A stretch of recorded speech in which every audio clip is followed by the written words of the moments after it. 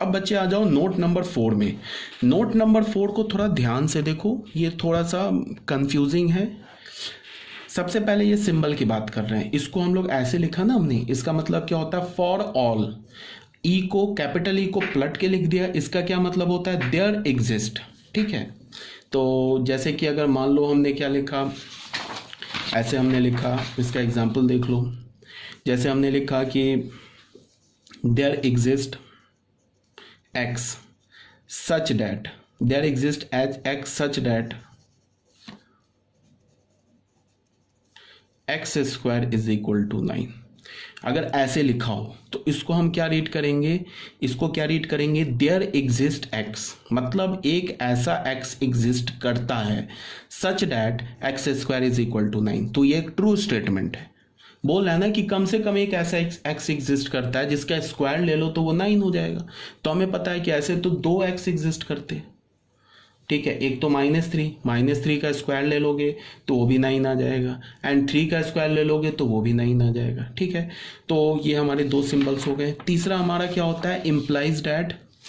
Third में क्या होता है ऐसे करके एरो लगाते, इसे हम क्या बोलते हैं इम्प्लाइज डैट। अगर हम ऐसे एरो लगा के ऐसे क्रॉस कर दें, इसका क्या मतलब होता है डज नॉट इम्प्लाइज डैट। ठीक है, इसका मतलब होता है इम्प्लाइज डैट, इसका क्या मतलब होता है डज नॉट इम्प्लाइज डैट। ठीक है, तो ये बात आ गई समझ में। अब जैसे देखो यहां मेरी बात को समझो, इम्प्लाई का क्या मतलब होता है, इसको अगर हम हिंदी में बोलेंगे तो क्या होगा, हिंदी में कैसे बोलेंगे इम्प्लाइज डैट को, इसका मतलब ये है कि, डज नॉट इम्प्लाइज डैट को क्या बोलेंगे, इसका मतलब ये नहीं है कि, हिंदी में बोलेंगे। ठीक है, क्यों बोलेंगे, क्योंकि हमें अगर इंग्लिश जो वर्ड होता है ना, हम लोग को का जो ब्रेन है ना, चाहे तुम कुछ भी कर लो, कितना भी इंग्लिश बोल लो, बट हमारा जो ब्रेन है वो हिंदी ही समझता है। आ रही बात समझ में। रीज़न क्या है, क्योंकि रीज़न ये है कि हमारा जो ब्रेन होता है ना उसमें स्टार्टिंग से हिंदी ही फीड है। अब तुमको अजीब लगेगा कि ये पता नहीं सर क्या बोल रहे हैं। देखो होता क्या है, जो मदर लैंग्वेज होती है ना, मदर लैंग्वेज, वो चाहे तुम कुछ भी कर लो, जैसे तुम एक नया लैपटॉप खरीदते हो ना, तो लैपटॉप में जो फर्स्ट सॉफ्टवेयर होता है ना, उसका जो हार्ड डिस्क होता है, जैसे कि तुम्हारा मदरबोर्ड होता है, हार्ड डिस्क प्रोसेसर होता है, वो जो पहली बार प्रोसेसर और हार्ड डिस्क लगता है ना, वो उस लैपटॉप के लिए लाइफ टाइम काम आता है। मतलब क्या है, जो मदरबोर्ड होता है, उस मदरबोर्ड में तुम नया नया सॉफ्टवेयर डालते जाओ तो सबको रीड करेगा। उसी तरह से हम जितनी लैंग्वेज सीखेंगे सारा लैंग्वेज हम समझ लेंगे, बट जो उसमें स्टार्टिंग का जो सॉफ्टवेयर होता है वही उसका ओरिजिनल सॉफ्टवेयर होता है। मीन्स क्या है कि हिंदी में अगर आप इंग्लिश बोलो ठीक है, बट हिंदी में अगर उसको तुम ट्रांसलेट करोगे ना तो एक अच्छी अंडरस्टैंडिंग हो जाती है। मैं क्या बोलना चाह रहा हूँ इसको सुनो। इसको मैं क्या बोलूँगा, इसका मतलब ये है कि, इसको मैं क्या बोलूँगा, इसका मतलब ये नहीं है कि। ठीक है, तो अब जरा क्वेश्चन नंबर 1 आ जाओ, इसको जरा बच्चे ध्यान से देखो। यहाँ क्या बोल रहा है, x is equal to 3 implies x is equal to 9, x square is equal to 9। अब मैंने क्या वर्ड इसको पढ़ा, इंग्लिश में क्या पढ़ा, इम्प्लाइज डैट। ये इंग्लिश वर्ड है, इम्प्लाइज भी इंग्लिश वर्ड है, डैट भी इंग्लिश वर्ड है।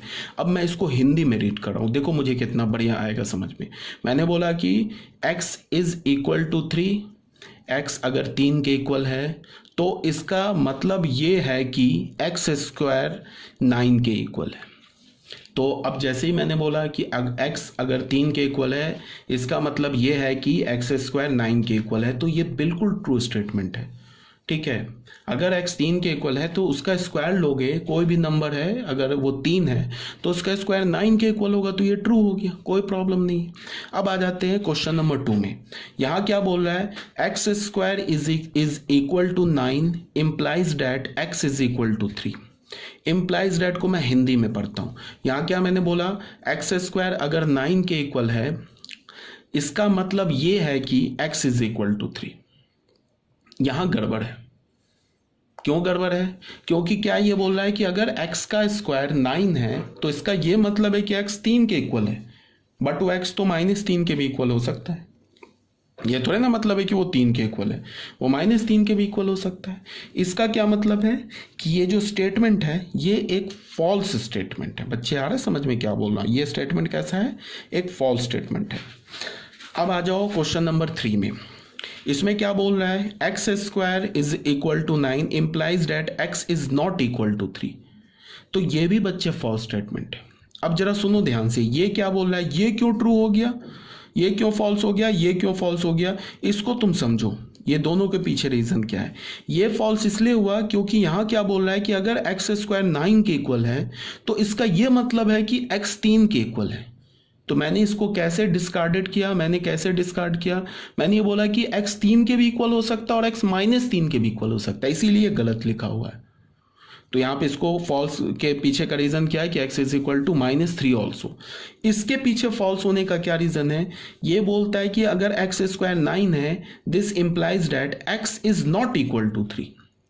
ये तो साफ साफ गलत बोल रहा है। इसका मतलब है कि एक्स स्क्वायर 9 है तो x 3 के इक्वल नहीं है।